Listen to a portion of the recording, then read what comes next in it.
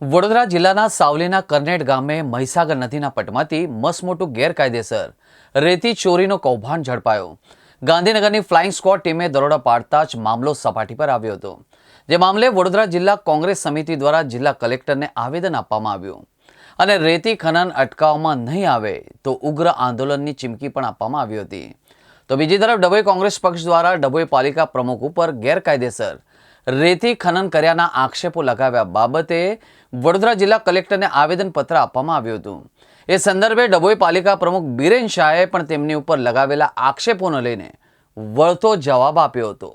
આક્ષેપો નથી, અમારા નગરસેવક ત્યાંના સ્થાનિક કાર્યકરો દ્વારા ત્યાં એમને જે ગેરકાયદે જે પ્રતિબંધિત વિસ્તાર છે કે જ્યાંથી રેતી ખનન ના થઈ શકે એવી જગ્યાએથી આ લોકોની ગાડીઓ પકડી છે અને ત્યાં ગઈકાલ પરમ દિવસના પેપરમાંથી માંડીને તમામ જગ્યાએ એનું આવ્યું છે સાથે। પરંતુ જે રીતે જોવામાં આવે કંઈક ને કંઈક રીતે અધિકારીઓને ધારો કે આ શાસનમાં જેમ મોજ પડી ગઈ છે અને જે શાસકો છે એ શાસકોના કહેવા મુજબની જે પદ્ધતિ અત્યારે આ અધિકારીઓથી કરી રહ્યા છે, પોતાની ફરજ શું હોય છે એ ફરજ બજાવવામાં પણ આ લોકો જ્યારે ચૂક કરતા હોય અથવા તો બેદરકારી રાખવા તો કંઈક ને કંઈક રીતે પોતાનું કંઈ હિત જોવા માટે થઈને પર્યાવરણને મસ્ત મોટું નુકસાન સાથે સાથે આમ પ્રજાને પણ ખૂબ મોટું નુકસાન આવા અધિકારીઓ પહોંચાડી રહ્યા હોય ત્યારે સાવલી હોય, કરજણ હોય કે ડભોઈ હોય, આ તમામ જગ્યાએ વ્યવસ્થિત રીતે તપાસ થાય અને સાથે આવા જે જવાબદાર લોકો છે એમની સામે કાર્યવાહી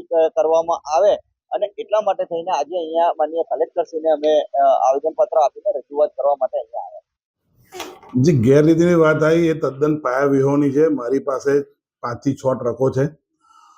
હું ધંધો 20 વર્ષ ઉપરાંતથી કરું છું। રહી વાત પ્રમુખ થયા પછી કામગીરીની જવાબદારી વધારે વધતા હું આ કામગીરી મારા મિત્રોને આપેલી છે, એ હેન્ડલિંગ કરે છે। આરસી બુકમાં મારું નામ હોય એટલે જરૂર નથી કે પ્રમુખની સ્થાને જ આ કઈ થતી હોય।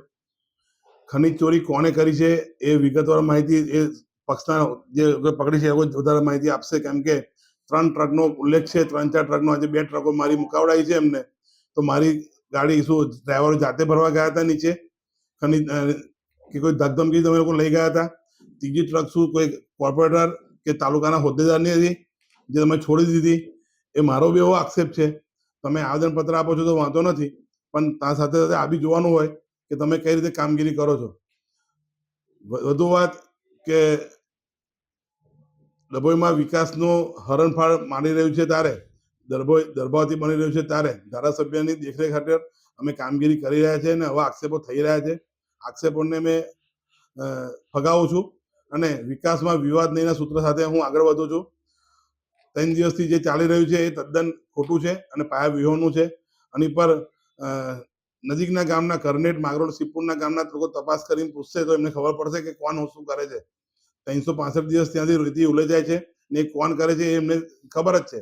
જે આવેદનપત્ર આપવા ગયા તેમાં પણ કેટલા હજુ હાઈકોર્ટમાં કેસો પેન્ડિંગ છે ખાનગીના, તો એ શું એટલે એ લોકો સાવકાર થઈ ગયા? એ તપાસનો વિષય છે।